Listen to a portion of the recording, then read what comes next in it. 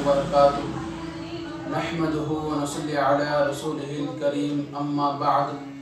फ़अऊज़ु बिल्लाहि मिनश शैतानिर रजीम, बिस्मिल्लाहिर रहमानिर रहीम। वमा काना अल्लाहु लियुअज़्ज़िबहुम व अंत फ़ीहिम, सदक़ल्लाहुल अज़ीम। मेरे और हमारे चैनल की तरफ से तमाम मुसलमानों को रमज़ान का 20वां रोज़ा मुबारक हो। इंसान के अंदर शर्म व हया हो। अगर शर्म व हया नहीं है तो इंसान और जानवर में कोई फर्क नहीं है। शर्म चीज अल्लाह ने हमें अता किया है। ये शर्म व हया जानवर से हमें अलग करवाता है, ये पहचान है।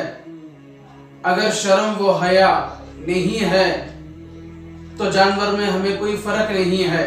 शर्म व हया हमें और जानवर से अलग करवाता है। आज बरकतें नहीं हैं, इसलिए कि हम वो शर्म व हया को छोड़े हुए हैं।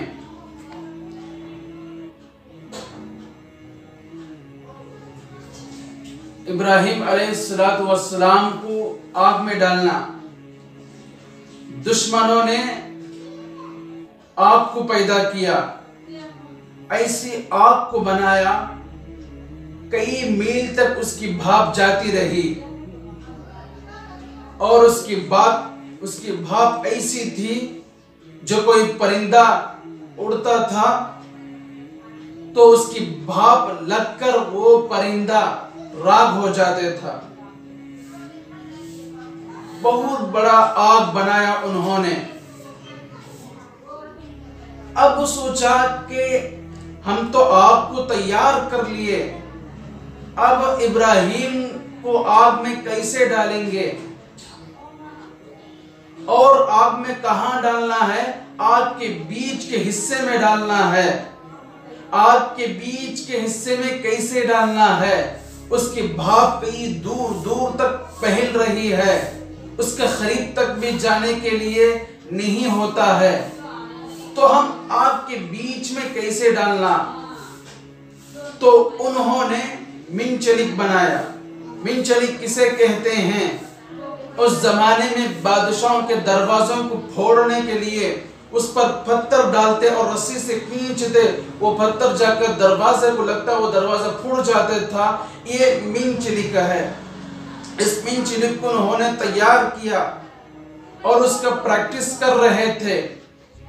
कई दिन उसकी प्रैक्टिस करे, पत्थर डाले, छोड़ते रहे, ये प्रैक्टिस कर लिए उन्होंने। उसके बाद में एक दिन इब्राहिम अलैहिस्सलातु वस्सलाम को लाए और उस पत्थर को बांध दिया और मिंचलिक से फेंक रहे हैं तो मिंचलिक काम नहीं करती है। इन्होंने परेशान हो जाते हैं। हम तो बहुत दिन से प्रैक्टिस किया है, अब मिंचलिक का इस्तेमाल करते हैं तो मिंचलिक काम नहीं करती है। तो एक बुजुर्ग आए, उन्होंने पूछा क्या बात है? उन्होंने कहा बात ऐसी है, हमने प्रैक्टिस किया था, अच्छी तरह से हम सीख लिए थे, अब इब्राहिम को पत्थर से बांध कर छोड़ते हैं तो मिंचली काम नहीं करती है। तो उस बुजुर्ग ने कहा 10 या 12 औरतों को लाओ। तो 10 औरतों को मिंचली के पास बुलाए। उन औरतों से कहा तुम अपने सर के दुपट्टे निकालो, पर्दे निकालो।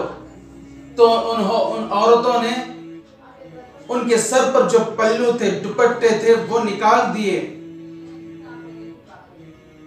वो बुजुर्ग कहता है अब इस मिंचली का इस्तेमाल करो, खींचो। तो उन्होंने मिंचली खींचते हैं, इब्राहिम सलाम आग में जाकर गिर जाते हैं। तो उन्होंने ताज्जुब हो गए,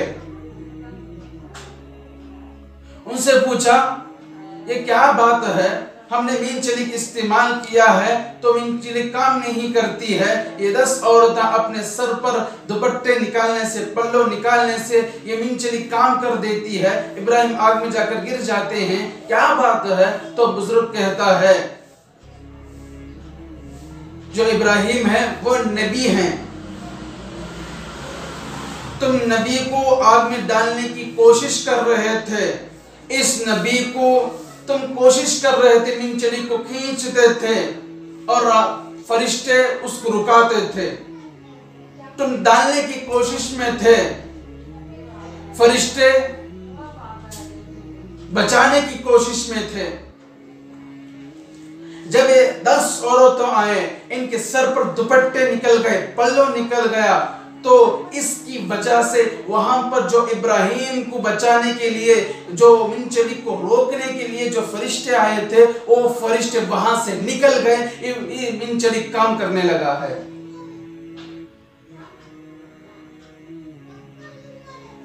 सर पर दुपट्टे निकल जाने से नबी थे इब्राहिम अलैहिस्सलाम, नबी के पास से फरिश्ते निकल जाते हैं।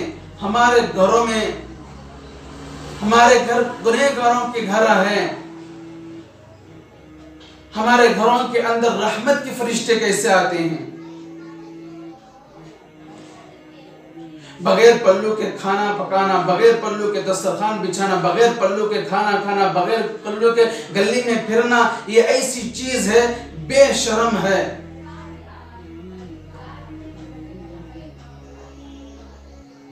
बेशर्म है। अम्मा आयशा रदियल्लाहु अन्हा फरमाती हैं, जब जिना आम हो जाए तो जलजले पैदा हो जाते हैं। जलजले का मतलब ये है अल्लाह की रहमतें, बरकतें निकल जाते हैं।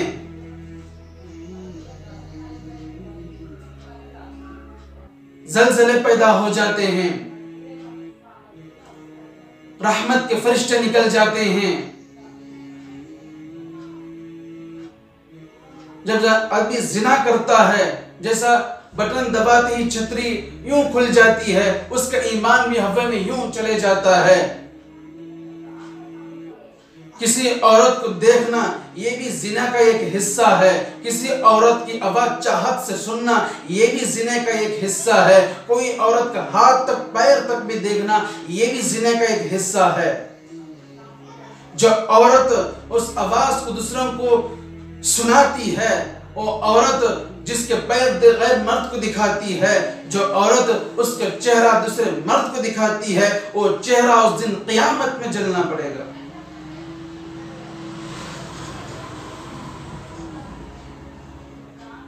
तो एक दोस्त थे, दोनों ऐसे दोस्त थे, आपस में एक दूसरों के राज नहीं छुपती थी। उसका राज ये जानता था, इसका राज वो जानते था। एक दिन वो आग में हाथ डाला तो उसको आग जलने की महसूस नहीं हुआ, दर्द नहीं हुआ। तो दोस्त कहता है तो आग में हाथ डाला, तुझे दर्द तक भी नहीं हुआ, क्या बात है। तो दोस्त कहता है यार छोड़ दे, ये बहुत बड़ी कहानी है। तो दोस्त जोर लगाता है यार मुझे भी सुना दे, तू और मैं ऐसे दोस्त हैं, हमारे बीच में कोई राज नहीं है, ये राज क्यों छुपाता है। तो दोस्त कहता है मेरा बाप भी मालदार है, मैं भी मालदार हूं। तो हमारे घर के सामने एक घर था, उस घर में मैं जब नौजवान था, हमारे घर के सामने घर था, तो उस घर में एक नौजवान लड़की थी। तो उसको देखते ही मेरे दिल में मोहब्बत पैदा हो गई और मैं उसको दावत देता रहा। उसको मैंने माल का लालच, पैसों का लालच, हर तरफ का लालच दिया। उससे कहा तो जो चाहती है वो कर देता हूं। उसने नहीं मानी। चुनांचे कुछ साल के बाद उसकी शादी हो जाती है, वो 3 बच्चों की मां भी हो जाती है और गरीबी हालत आ जाती है। मेरा बाप मुझसे कहता है कि गांव में बहुत सारे गरीब लोग हैं, उनको जाकर अनाज पहुंचाओ। तो मैंने अनाज पहुंचाने के लिए गया और वो नौजवान लड़की जो मैं उसको पहले मोहब्बत करता था, वो लड़की भी अनाज मांगने के लिए लाइन में खड़ी हुई थी। तो मैं उसकी तरफ मैं देखकर पहचान लिया। तो मैं नौकरों से कहा तुम अनाज बांटते रहना, और मैं उस औरत को बुलाया और उससे मैंने ये सोचा, मैं उससे पूछा क्यों आई है। तो उस औरत ने कहा मेरे 3 बच्चे हैं, मैं 3 बच्चों की मां हूं, मुझ पर गरीबी हालत आई हुई है, मैं उस बच्चों की रिस्क की तलाश में आई हूं। तो जब मैंने सोचा अब ये मजबूर है, अब मैं मजबूर का फायदा उठा लूंगा, उसको मैंने कहा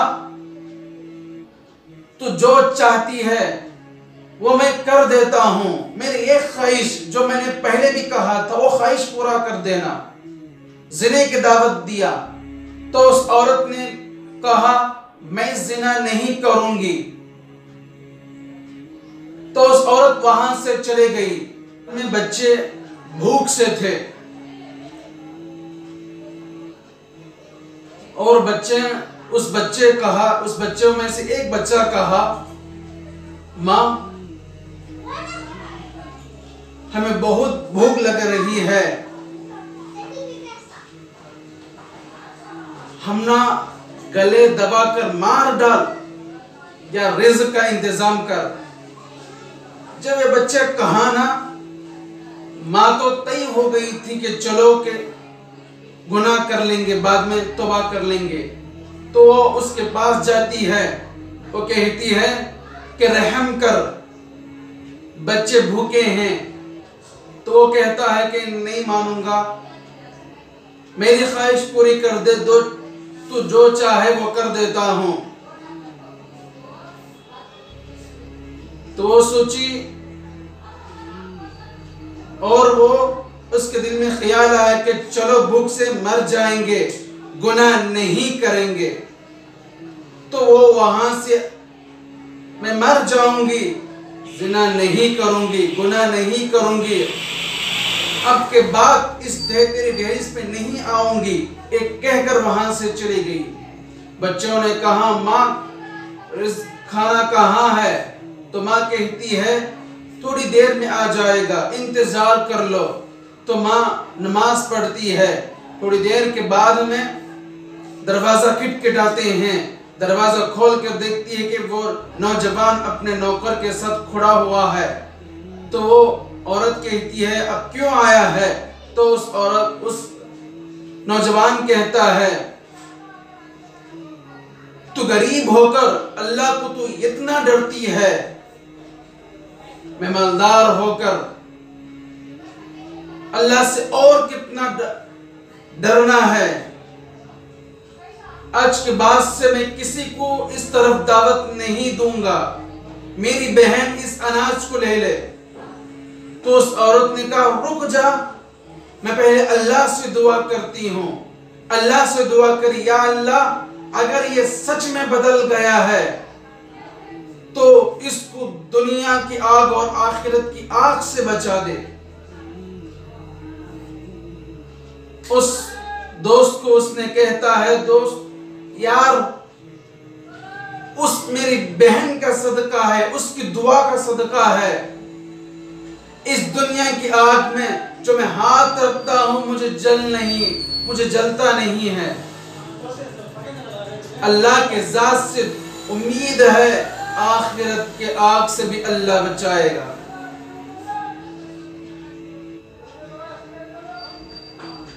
हमारे नजरों को झुकाना है, वरना जहन्नम में गिर जाएंगे।